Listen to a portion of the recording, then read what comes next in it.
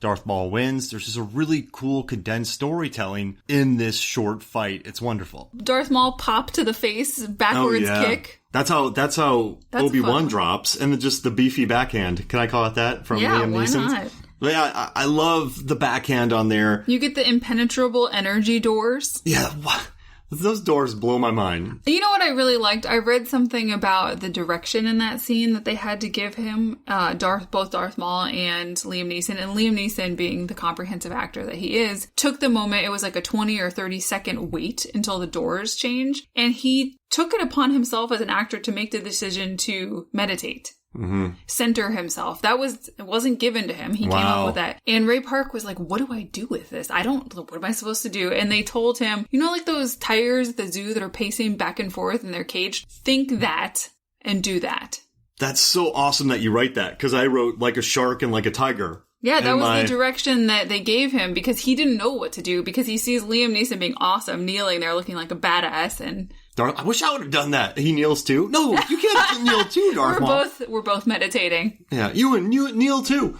But no, I love that. He looks like a tiger. He looks like a shark. He's prowling. And I love that they all turn off their lightsabers to conserve lightsaber energy. Mm-hmm. I mean, I guess you don't want to slice yourself when you're meditating. That's probably not a good idea. No. But you know what, though? It's this fight tells a story. You have the mentor and the Padawan battling someone who's more powerful than them. They get split up, right? You get the impenetrable energy shields splitting them up. You get you can tell that Qui-Gon knew he was done. I don't know. For me, when he meditated, when I first watched it, I'm like, he just knew he was out. Then you get the trickery by the Sith, and then eventually you get the victory from Obi-Wan, who does some trickery to get over him and kill him. It's just it tells a very simple story. It's elegant, I would say. It doesn't feel overly rehearsed. No, it's beautiful. I mean, they're in, they're synchronized. They're doing a great flowing job. One of the best things I think about lightsabers. It's too fast to feel forced. Oh, yeah. And it doesn't feel cranked too. Like, it doesn't feel over cranked. like Jason Statham movie. Oh my God. But no, what I do like is, one thing that I like about the lightsabers is that in a lot of films you have sword fights, and a lot of them are dummy swords, but they just look like dummy swords.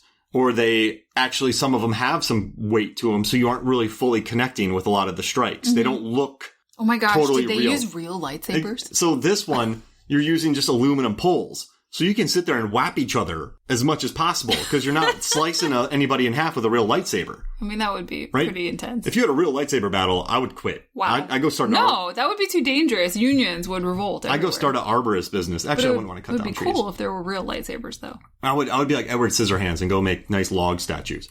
But he does shrubs. I do trees. But they're able to really hit. Those aluminum poles, you can whap, whap, whap, whap, whap. So you feel the force. You feel the pew, pew, pew. Like they're really throwing their bodies into the motions. They're not throwing hunks of metal at each other. Mm-hmm. I mean, technically metal, but they're not throwing heavy swords or fake swords that look cheap. These are people whapping each other with aluminum poles. Mm-hmm. And I think that helps with the realness of it. Does that make sense? Yeah. Yeah. You're not hitting each other with those chimney things that are next to your chimney, those metal things. A bunch of men dueling for the fate of Anakin Skywalker. Oh. Mm-hmm. I mean, Darth Maul, through his very minimum amount of screen time, I have it here. I think he only has, let me see here. So, Ray Park, there are a few characters in the history of cinema as instantly iconic as Darth Maul. I mean, he has a great look. People saw that trailer and they just went, love him. And he only has 3 lines of dialogue and a total of just 34 words spoken.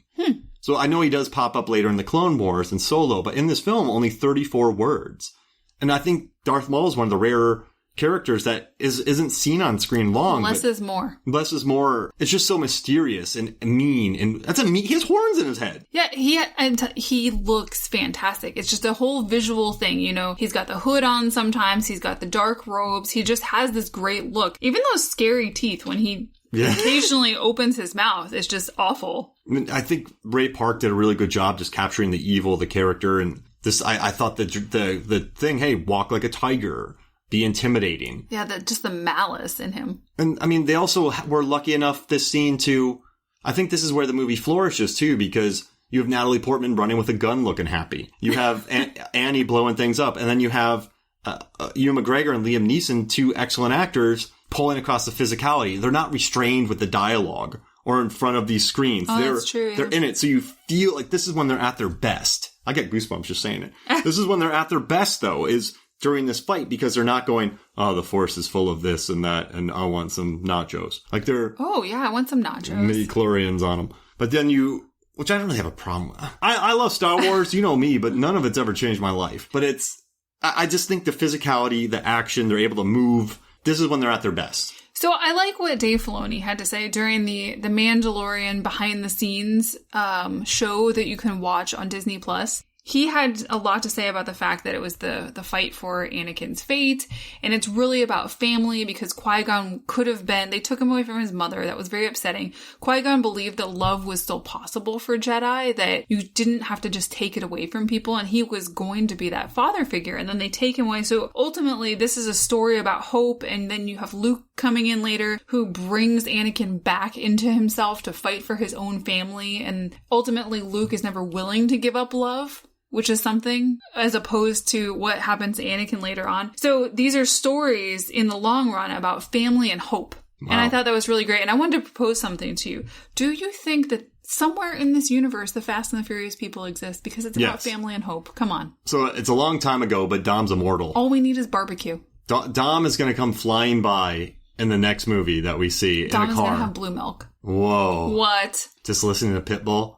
The Star Wars Fast and Furious expanded universe. Yeah. I think it's all the greatest things ever. Oh, man. I would lose it. And then if a genetically modified shark pops out.